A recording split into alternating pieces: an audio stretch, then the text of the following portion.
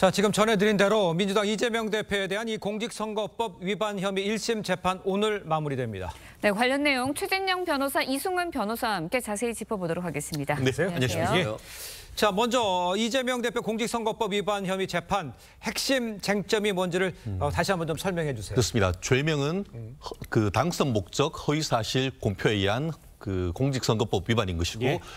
공소 사실은 두 가지죠. 아까 네. 얘기하신 것처럼 민주당 대선 후보였던 당시 이재명 대표가 2021년 12월 22일 한 방송에서 예.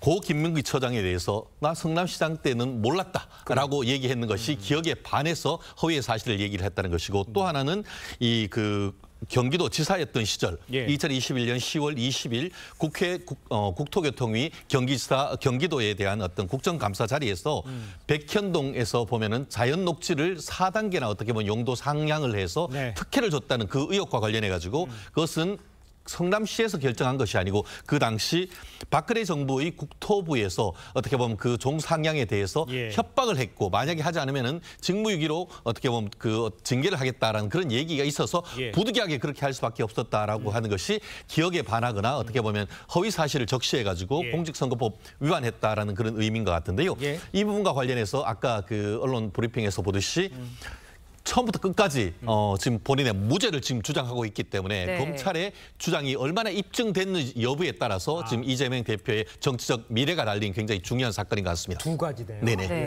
앞서서도 전해드렸지만 오늘 경심 공판에서는 검찰의 구형량이 정해진 다음에 그 다음에 이제 이 대표 최후 진술이 진행될 예정인데 검찰 구형량 어느 정도 나올지 여기에 관심이 쏠립니다. 어느 정도로 예상하세요? 네, 일단 벌금 100만 원이 넘으면 국회의원 당선이 무효가 되고요. 그렇죠. 그리고 5년간 피선거권이 박탈되기 때문에 대선에 나올 수 없거든요. 예. 그런 측면에서 검찰의 구형량은 한 300만 원 정도 되지 않을까 싶고요. 예. 다만 이제 검찰의 바람은 유죄 판결이 나오기를 바라겠습니다만 이 사실관계에 대한 유죄 판결 자체도 쉽지 않거든요.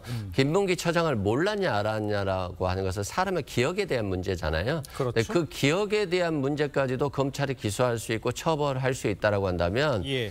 야당 탄압이라든가 정적 제거용으로 검찰이 무소불위의 권력을 가질 수 있기 때문에 저는 법원에서 네네. 굉장히 소극적으로 판단할 것이다라고 생각되고요. 네. 용도 변경과 관련해서도 한국식품연구원이 지금 공공기관 이전해야 되는 상황인데 예. 이전이 안 되고 네. 용도 변경과 용도가 상향되지 않으면은 실은 매각이 어려운 상황이었어요. 그렇기 때문에 국토부라든가 VIP 그러니까 전 박근혜 전 대통령도 빨리 요청하는 상황이었기 때문에 네. 여러 가지 요소가 중복되어 있어서 저는 무죄 판결 가능성도 상당히 높다라고 생각됩니다. 알겠습니다. 네.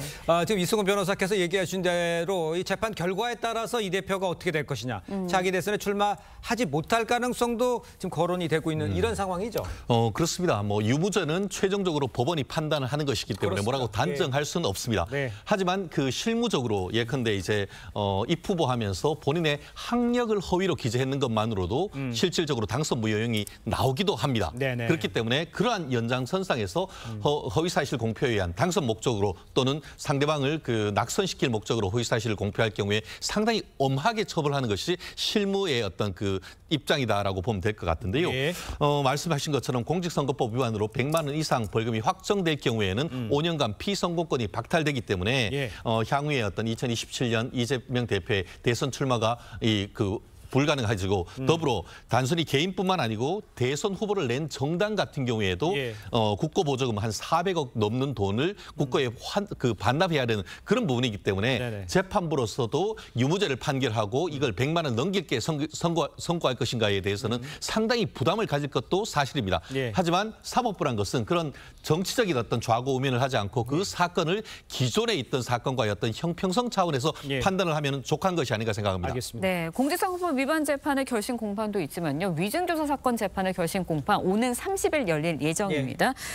두 가지 사건이 뭐 일부라도 유죄가 나오면 이 대표의 뭐 10월이 사법 리스크에 고비가 될 것이다라는 관측들이 현실화될 것이다라는 이야기들이 나오고 있거든요. 어떻게 보시나요? 일단 유죄 판결이 나오면 국민들 입장에서는 조금 불안할 수 있을 것 같아요. 그렇지만 1심 판결이잖아요. 그렇습니다. 대법원 판결까지는 아직 많이 남았다 이런 예. 말씀드리고 그리고 또 야당 자체가 지금 굉장히 응집돼 있기 때문에 사법 리스크가 바로 현실화될 것으로는 보여지지 않습니다. 예. 또 또한 위증교사라고 하지만 녹취록을 틀어봤습니다만 뭐 기억을 되살려서 사실대로 얘기해달라 이런 얘기들이 많이 있거든요. 그래서 이재명 대표가 직접적으로 허위 진술을 해달라라고 하는 내용들이 없어서 다른 증거들에 대해서는 제가 볼 수는 없습니다만 네네. 아직까지는 이 부분도 무죄 가능성이 상당히 있지 않나 싶습니다. 그렇습니까? 알겠습니다.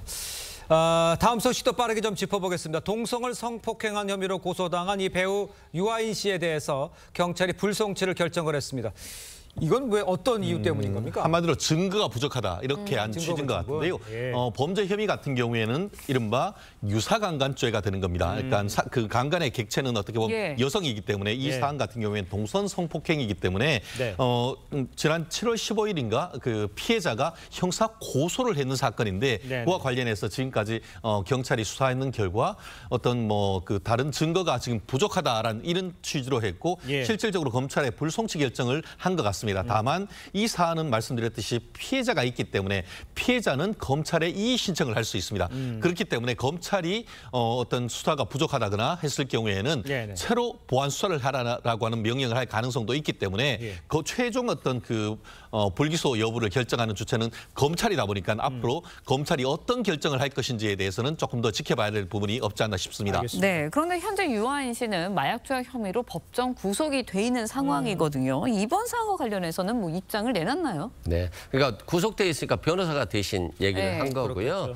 유아인 씨가 그런 행동을 한 적이 없다. 예. 그리고 그런 행동을 한 적이 없지만 지금 구속되어 있는 처지에 있기 때문에 무고죄로 고소하지는 않겠다. 아직까지는 이런 입장을 발표했고요. 네네. 이 경우에 무혐의가 된 이유 중에 하나가 그런 것 같아요. 예. 피해자가 잠을 자다가 성폭행을 당했다라고 했는데 결국에는 잠을 자고 있었기 때문에 누가 성폭행했는지 더 이상 특정이 안 되거든요. 그런 부분이 있었고 다른 남성들이 또 있었고요. 또한 유아인 씨에 대한 마약 검사를 추가적으로 했었는데 네. 마약에서 음성이 나왔어요. 그러면 마약을 먹고 이상한 짓을 하지는 않았겠구나라고 해서 아마 무혐의 처분이 나온 것으로 보여집니다. 알겠습니다. 자, 오늘 말씀은 여기까지 듣겠습니다. 고맙습니다. 맞습니다.